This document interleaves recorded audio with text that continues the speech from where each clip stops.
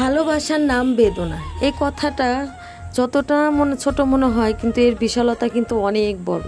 আর ভালোবাসা শব্দটা অনেক ছোট কিন্তু এর বিশালতা কিন্তু বিশাল বড়। এটা আমরা কেউ মানি আর না মানি, যার জীবনে ঘটে সেই তো জানে। আর ভালোবাসা ছাড়া পৃথিবীতে কোনো কিছুই সম্ভব না। একটা মেয়ে তার ফ্যামিলিকে ছেড়ে দেয় এই ভালোবাসার জন্য, একটা ছেলে এই ফ্যামিলিকে ছেড়ে দেয় এই ভালোবাসার জন্য। পৃথিবীতে অনেক নজির আছে, দেখবেন যে অনেক ছেলে আছে যে তার ভালোবাসার জন্য পাগল হয়ে যায়। আবার অনেক মেয়ে আছে যে ভালোবেসে না পেয়ে অন্যের ঘরে সংসারটাও ঠিক মতো করতে পারে না। আবার অনেক আছে যে নিজের মনের কষ্ট লুকিয়ে রেখে বাবা মার জন্য সেই সংসার করে থাকে। কি বলবো, এক একটা নিয়ম এক এক রকম, কিন্তু এক একজনের জীবনটা তো এক এক রকম। আজকে যে কথাটা বলবো আপনারা সেই ঘটনা শুনে সবারই খুবই কষ্ট পাবেন। একটা মেয়ে খুবই সুন্দর, খুবই চঞ্চল, খুবই গ্রামের একটা সুন্দর একটা মেয়ে। সে মেয়েটা যা বুঝতোই না যে ভালোবাসা কি। একটা ছেলে গিয়ে তাকে ভালোবাসতে বোঝায় যে ভালোবাসাটা আসলে কতটা সুন্দর। মেয়েটাও সেই ছেলের প্রেমে পড়ে। আসলেও কি প্রথম ভালোবাসা, একটা মেয়ে একটা ছেলেকে যখন প্রথম ভালোবাসে সেই ভালোবাসার অনুভূতিটাই হয় অন্যরকম। তারপর যত ভালোবাসা আসুক না কেন প্রথম ভালোবাসার মতো হয়তো বা এতটা অনুভূতি থাকে না। সেই মেয়েটাও ছেলেটার এত সুন্দর সুন্দর মিষ্টি কথায় তাকে খুবই ভালোবেসে ফেলে এবং কি আস্তে আস্তে দুজনে লেখাপড়া করতে থাকে। মেয়েটা যখন অনার্সে পড়ে তখন এক সময় ছেলেটা মেয়েটাকে বলে যে আমি তোমাকে ভালোবাসি, আমি তোমাকে বিয়ে করতে চাই। বাট মেয়েটার ফ্যামিলি ছেলেটার ফ্যামিলি থেকে অনেক ভালো, কারণ মেয়েটার ফ্যামিলির ছেলেটার ফ্যামিলিকে মেনে নেবে না, কারণ ছেলেটার ফ্যামিলির অবস্থা তেমন ভালো না। ছেলেটার বাবা ছেলেটাকে অনেক কষ্ট করে পড়াশোনা করিয়েছে। বাট মেয়েটার ফ্যামিলি গ্রামের মধ্যে অনেক ভালো, অনেক একটা ধরতে গেলে একটা উঁচু মানের ফ্যামিলি। তারপর ছেলেটা মেয়েটাকে বলে তুমি কি আমাকে বিয়ে করবে? আমি তোমাকে অনেক ভালোবাসি, আমি তোমাকে সর্বস্ব দিয়ে সারা জীবন ভালো রাখবো, তুমি আমাকে বিয়ে করবে?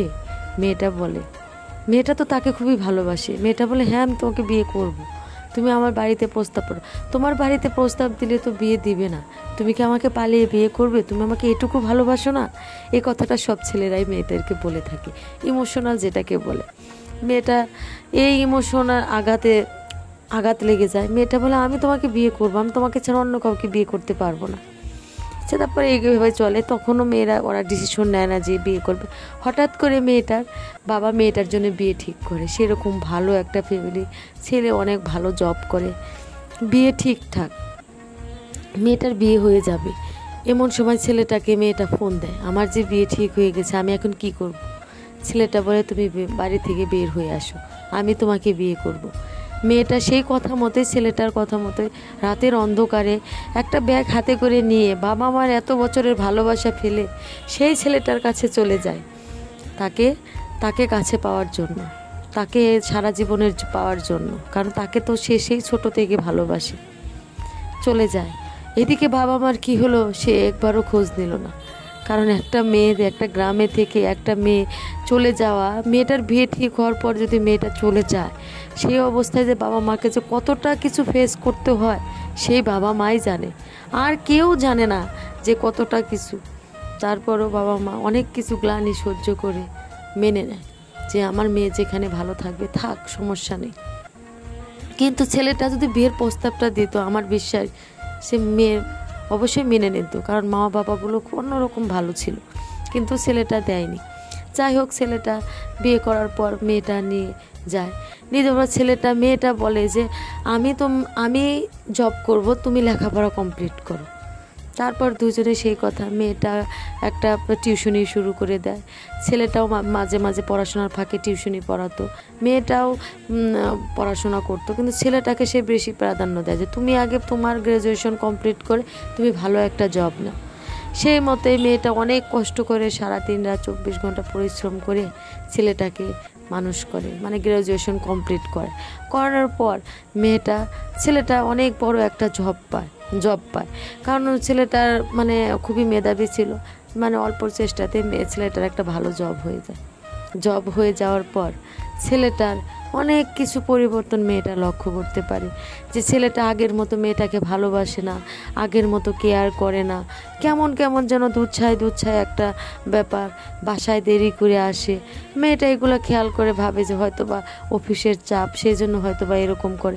এরকম দিন দিন দেখেছে আরও বাড়তে থাকে। একদিন মেয়েটার গায়ে ছেলেটা হাতও তুলে ফেলে, যে তোকে আমার ভালো লাগে না, তোকে আমার পছন্দ হয় না, তোকে আমি বিয়ে করে ভুল করেছি, আরও কত কি। মেয়েটা এতটাই কষ্ট পায় যে যে মেয়েটা তার বাবা মার ভালোবাসা ভুলে, সব কিছু ভুলে, তার ফ্যামিলি ছেড়ে একটা শুধু ছেলেটার জন্যে বিয়ের এত ভালো একটা ঘর ছেড়ে চলে আসে, সেই ছেলেটা আজকে তাকে বলে তোকে আমার ভালো লাগে না, তুই আমাকে ছেড়ে চলে যা, আমি অন্য কাউকে বিয়ে করব। এটা কি একটা মেয়ে মেনে নিতে পারে? মেয়েটা তারপরও ধৈর্য ধরে, যে তার হাজব্যান্ডের হয়তো বা কোনো মানসিক চাপে প্রবলেম এরকম করতেছে। সে তখন তার হাজব্যান্ডকে বোঝায়, কেন তোমার কি হয়েছে, আমি তোমার দুঃখের সাথে ছিলাম, এখন তুমি আমাকে এভাবে কেন বলছো? তোকে আমার ভালো লাগে না, আমি তোকে ছাড়তে চাই, তুই ছেড়ে চলে গেলে আমি বেঁচে যাই। এভাবে মেয়েটা অনেক তার হাজব্যান্ডকে বলে, আমি তো প্রেগনেন্ট, আমার তো 3 মাসের প্রেগনেন্ট, বাচ্চা নষ্ট করে ফেল। হাজব্যান্ড অনেক জোরাজোরি করে তাকে বাচ্চা নষ্ট করে ফেলতে। মেয়েটা বলে, না, আমি বাচ্চা নষ্ট করব না, এই বাচ্চাটা হলো আমাদের ভালোবাসার সম্পদ, আমাদের দুজনের ভালোবাসার শেষ স্মৃতি এটাই, তুমি এই বাচ্চা নষ্ট করতে বলো কেন? তখন ছেলেটা মেয়েটাকে বলে যে তোকে আমার ভালো লাগে না, তোকে আমি ডিভোর্স দিব, তাই তোকে আমি বাচ্চাটা নষ্ট করতে বলতেছি। মেয়েটা খুবই কষ্ট পায়, এবং কি মেয়েটা একদিন রাতের অন্ধকারে বাড়ি থেকে চলে এসে সে আবার নতুন করে নিজেকে গুছিয়ে নেয়, নিজে আবার একটা জব খোঁজে। জব খোঁজা তো আর অত সহজ না, একজনের হেল্প নিয়ে সে তার আগে যে টিউশনি করতো তাদের মাধ্যমে সে একটা জব পায়। সে জব পেয়ে সে ভাবে যে আমি আমার বাচ্চাটাকে মানুষ করব, আমার আর জীবনে আমি আর কিছুই চাই না। সে আস্তে আস্তে সেই জবটাও করে, আস্তে আস্তে সে তার পেটের বাচ্চাটা আস্তে আস্তে বড় হতে থাকে। এইরকম করতে করতে প্রায় কয়েক বছর চলে যায়, তার বাচ্চা হয়, যে নিজেকে সুন্দরভাবে গুছিয়ে নেয়। এদিকে তার হাজব্যান্ড তার বাচ্চাটারও খোঁজ দেয় না, তারও খোঁজ দেয় না, সে নতুন কাউকে বিয়ে করে নতুনভাবে সংসার শুরু করে দেয়। তারপর মেয়েটা ছেলেটাকে আস্তে আস্তে মানুষ করে, তার একটা ছেলে বাচ্চা হয়, ছেলে বাচ্চাটাকে সে খুব সুন্দর করে আস্তে আস্তে মানুষ করে।